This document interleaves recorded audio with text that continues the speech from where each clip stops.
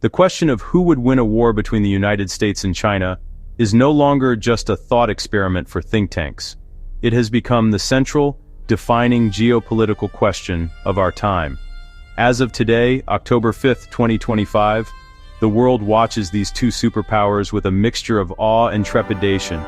Their economies are deeply intertwined, yet their strategic interests are increasingly clashing, particularly in the Indo Pacific. A conflict once unthinkable now feels disturbingly plausible. Understanding the military balance is therefore not about predicting a specific outcome. It is about grasping the immense stakes involved for global stability, trade, and the very future of international order. The flashpoints are clear: Taiwan, South China Sea, artificial intelligence, quantum computing. A single miscalculation in these contested areas could ignite a firestorm that would engulf the entire globe, making a sober assessment of their capabilities more critical than ever. The year 2026 is a significant marker for this hypothetical showdown. It represents a point where China's ambitious military modernization program will have reached a new level of maturity. The People's Liberation Army is no longer the massive but technologically backward force of the 20th century.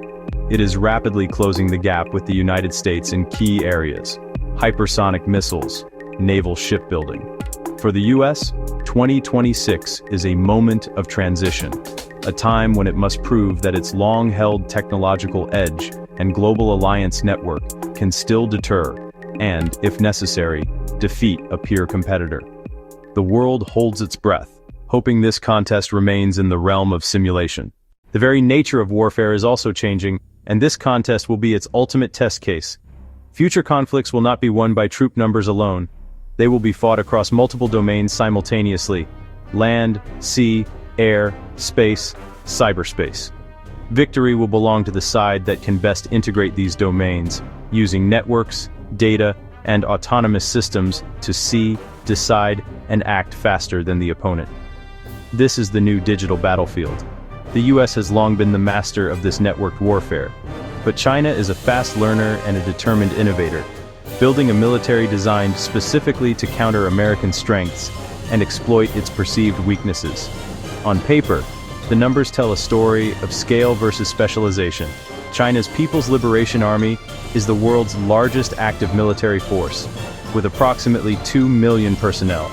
This massive human resource pool allows for sustained, large-scale operations. The US military, in contrast, is smaller, with around 1.4 million active duty troops. However, the US force is an all-volunteer professional body with extensive combat experience from decades of global deployments. The PLA is led by the Central Military Commission, with Xi Jinping at its apex, ensuring tight political control. The US command flows from the President to the Secretary of Defense to the Joint Chiefs of Staff, enabling joint operations across services. When examining the tools of war, the comparison becomes more nuanced. PLA ground force has a vast arsenal, about 5,000 main battle tanks, including the modern Type 99A. The US Army fields 2,500 M1 Abrams, technologically superior and battle-proven, but fewer in number. The real story is emerging technologies. China invests in long-range precision rockets and artillery systems that can saturate a battlefield. The US counters with next-generation artillery and networked sensors guiding munitions with pinpoint accuracy, turning every shooter into a threat. Technology is the fiercest arena. The US pioneered stealth aircraft, precision-guided munitions, and global satellite networks. That lead is being challenged. China builds its own J-20 stealth fighters, a robust satellite constellation, advanced drone capabilities, and hypersonic weapons. PLA aims not just to match, but to leapfrog US tech and win informatized wars. Organization reflects priorities. US military is built for global power projection, to deploy and sustain forces worldwide. It is organized into geographic combatant commands, like INDOPACOM, which would lead a fight in the Indo Pacific.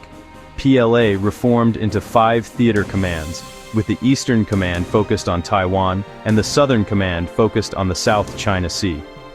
That structure is optimized for high-intensity conflict near home, leveraging home field advantage against US long-range deployment. In the air, the contest is between America's seasoned fleet and China's rising power.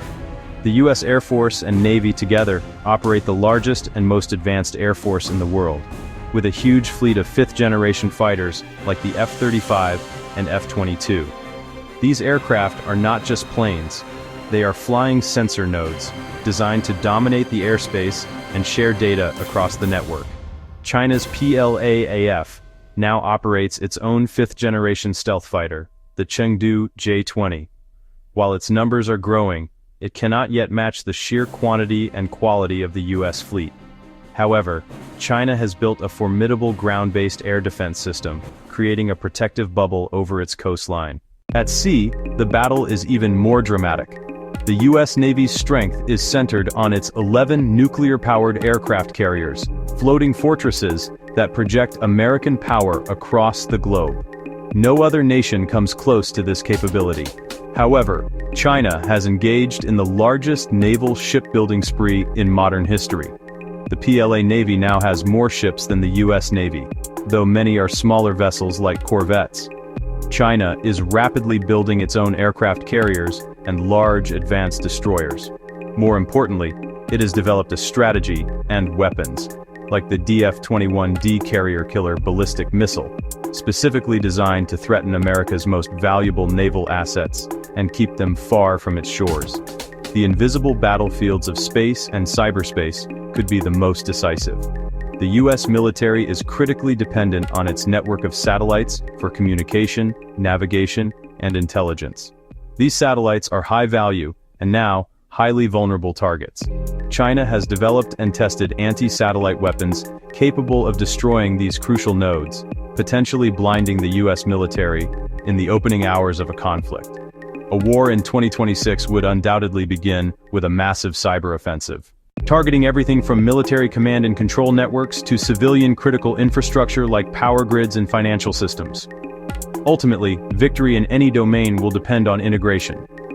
The US military's core doctrine is Joint All-Domain Command and Control, or JADC2. The goal is to connect every sensor to every shooter, from a satellite in orbit to a soldier on the ground, creating a seamless web of information to overwhelm an adversary.